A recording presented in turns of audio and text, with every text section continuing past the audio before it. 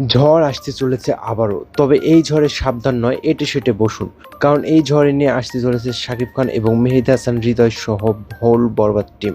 আর মেহেদী হাসান হৃদয় ভাই এই মুভিটির স্টোরিটা অনেক আগেই সিলেক্ট করে রেখেছিল, আর এতদিন শাকিব খানের কোনো শিডিউল না পাওয়ায় এগিয়ে যাওয়া সম্ভব হয়নি। তো এখন শাকিব খানকে এই মুভির স্টোরিটা শোনানোর সাথে সাথে রাজি হয়ে গিয়েছে।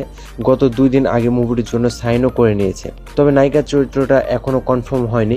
তবে একটা নিউজ থেকে শুনলাম নাটকের নায়িকা তানজিন তিশা থাকবে, তবে এখনও অফিসিয়ালি নিউজ পাওয়া যায়নি। তো নায়িকা হিসেবে আপনারা কাকে দেখতে চান, নতুন কাউকে নাকি বরবাদের ইদিকা পালকে? অবশ্যই কমেন্ট করে জানাবেন, দেখি কার রুচি কেমন। কমেন্ট করতে ভুলবেন না। আর হ্যাঁ, ফুটবল বিশ্বকাপ এসেছে আর শেষও হয়ে যাচ্ছে। তো আপনার দল কোনটি? এখনও কি টিকে আছে নাকি বাড়ি গেছে? আমার দল হলো ব্রাজিল। আপনার দল কোনটি? অবশ্যই কমেন্ট করে জানাবেন।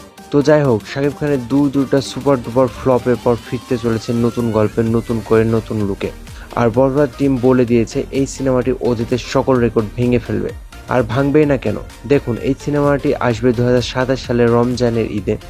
আর এর মধ্যে প্রায় 7-8 মাসের মতো সময় পাবে মেকার্সরা।